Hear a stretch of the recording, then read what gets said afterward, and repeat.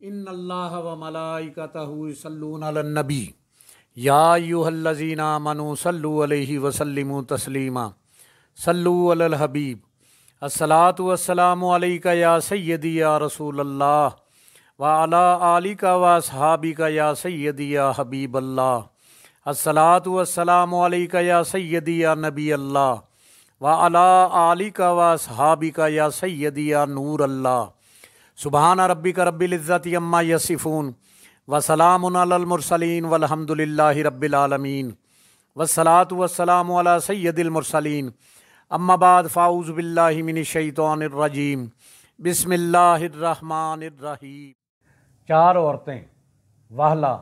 یہ حضرت نوح علیہ السلام کی بیوی تھی۔ اس کو ایک نبی برحق کی زوجیت کا شرف حاصل ہوا۔ وہ برسوں یہ اللہ تعالیٰ کے نبی کی صحبت سے سرفراز رہی، مگر اس کی بدنصیبی قابل عبرت ہے کہ اس کو ایمان نصیب نہیں ہوا، بلکہ یہ حضرت نوح علیہ السلام کی دشمنی اور توہین و بے ادبی کے سبب سے بے ایمان ہو کر مر گئی اور جہنم میں داخل ہوئی۔ یہ ہمیشہ اپنی قوم میں جھوٹا پروپیگنڈا کرتی رہتی تھی کہ حضرت نوح علیہ السلام مجنون اور پاگل ہیں، لہٰذا ان کی کوئی بات نہ مانو۔ وعلا یہ حضرت لوط علیہ السلام کی بیوی تھی۔ یہ بھی اللہ کے ایک جلیل القدر نبی علیہ السلام کی زوجیت اور صحبت سے برسوں سرفراز رہی، مگر اس کے سر پر بدنصیبی کا ایسا شیطان سوار تھا کہ سچے دل سے کبھی ایمان نہیں لائی، بلکہ عمر بھر منافقہ ہی رہی اور اپنے نفاق کو چھپاتی رہی۔ جب قوم لوط پر عذاب آیا اور پتھروں کی بارش ہونے لگی تو اس وقت حضرت لوط علیہ السلام اپنے گھر والوں اور مومنین کو ساتھ لے کر بستی سے باہر چلے گئے۔ والا بھی آپ کے ساتھ تھی۔ آپ نے فرما دیا تھا کہ کوئی شخص بستی کی طرف نہ دیکھے ورنہ وہ بھی عذاب میں مبتلا ہو جائے گا۔ چنانچہ آپ کے ساتھ والوں میں سے کسی نے بھی بستی کی طرف نہیں دیکھا اور سب عذاب سے محفوظ رہے، لیکن والا چونکہ ایک منافقہ عورت تھی، اس نے حضرت لوط علیہ السلام کے فرمان کو ٹھکرا کر بستی کی طرف دیکھ لیا اور شہر کو الٹ پلٹ ہوتے دیکھ کر چلانے لگی کہ ہائے رے میری قوم۔ یہ زبان سے نکلتے ہی ناگہاں عذاب الہی کا ایک پتھر اس کو بھی آن لگا اور یہ بھی ہلاک ہو کر جہنم رسید ہو گئی۔ آسیہ بنت مزاحم رضی اللہ تعالی عنہا یہ فرعون کی بیوی ہیں۔ فرعون تو حضرت موسیٰ علیہ السلام کا بدترین دشمن تھا، لیکن حضرت آسیہ رضی اللہ تعالی عنہا نے جب جادوگروں کو حضرت موسیٰ علیہ السلام کے مقابلہ میں مغلوب ہوتے دیکھ لیا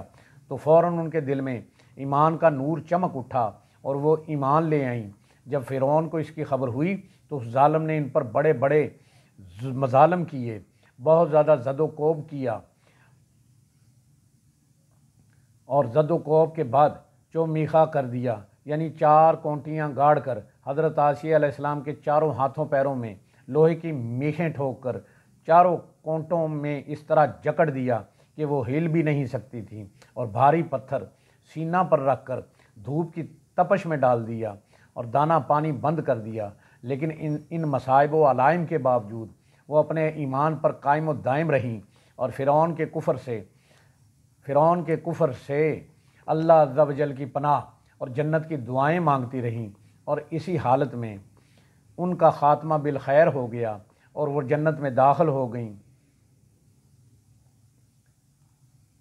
حضرت مریم رضی اللہ تعالی عنہا، مریم بنت عمران رضی اللہ تعالی عنہا یہ حضرت عیسیٰ علیہ السلام کی والدہ ہیں۔ چونکہ حضرت عیسیٰ علیہ السلام ان کے شکم سے بغیر باپ کے پیدا ہوئے، اس لیے ان کی قوم نے طعنہ زنی اور بدگوئیوں سے ان کو بڑی بڑی ایذائیں پہنچائیں، مگر یہ صابر رہ کر اتنے بڑے بڑے مراتب و درجات سے سرفراز ہوئیں کہ اللہ رب العزت نے قرآن مجید میں ان کی مدح ثنا کو بار بار خطبے میں ارشاد فرمایا۔ ان چاروں عورتوں کے بارے میں قرآن مجید نے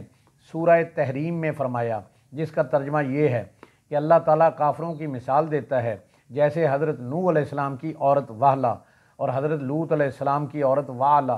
یہ دونوں ہمارے دو مقرب بندوں کے نکاح میں تھیں، پھر ان دونوں نے ان دونوں سے دغا کیا تو وہ دونوں پیغمبران ان دونوں عورتوں کے کچھ کام نہ آئے، اور ان دونوں عورتوں کے بارے میں خدا کا یہ فرمان ہو گیا کہ تم دونوں جہنمی عورتوں کے ساتھ جہنم میں داخل ہو جاؤ۔ اور اللہ تعالیٰ مسلمانوں کی مثال بیان فرماتا ہے۔ فرعون کی بیوی آسیہ جب انہوں نے عرض کی، اے میرے رب، میرے لیے اپنے پاس جنت میں گھر بنا اور مجھے فرعون اور اس کے کام سے نجات دے اور مجھے ظالم لوگوں سے نجات بخش، اور عمران کی بیٹی مریم جس نے اپنی پارسائی کی حفاظت کی تو ہم نے اس میں اپنی طرف کی روح پھونکی، اور اس نے اپنے رب کی باتوں اور اس کی کتابوں کی تصدیق کی اور فرما برداروں میں سے ہوئی۔ واہلا اور والا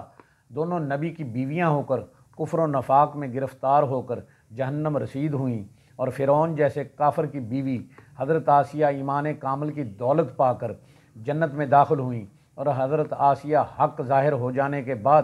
اس طرح ایمان لائیں کہ فرعون کے سب آرام و راحت کو ٹھکرا دیا اور بے پناہ تکلیفوں اور ایذاؤں کے باوجود اپنے ایمان پر قائم رہیں۔ بلا شبہ یہ باتیں قابل عبرت ہیں۔ اللہ پاک سے دعا ہے جن سے وہ پیار کرتا ہے ہمیں ان کا ادب عطا کرے، اپنے نیک بندوں کی صحبت عطا فرمائے، ہمیں بادب بعمل عاشق رسول بنائے۔ اللہ کریم ہمیں راہ حق پر چلنے کی، حق بات کہنے کی، سننے کی اور اس پر عمل کرنے کی توفیق عطا فرمائے۔ ہم سب کی جان آقا کریم صلی اللہ علیہ وآلہ وسلم کا فرمان عالی شان ہے، جو شخص میری امت میں نیکی پھیلائے یا اچھی بات پہنچائے اللہ اس سے پیار کرتا ہے اور جنت اس کا مقدر ہے۔ گناہ گار ہیں، بدکار ہیں، سیاہ کار ہیں میرے مولا، جو بھی ہیں تیرے محبوب کی امت میں سے ہیں۔ یا الہی کر کرم کروا کرم، دونوں جہاں میں رکھ شرم۔ جس کسی نے بھی دعا کے واسطے یا رب کہا، کر دے پوری آرزو ہر بے کس و مجبور کی۔ جس کسی نے بھی دعا کے واسطے یا رب کہا، کر دے پوری آرزو ہر بے کس و مجبور کی۔ آمین بجاہ نبی الکریم الامین، وآخر دعواہم ان الحمد للہ رب العالمین۔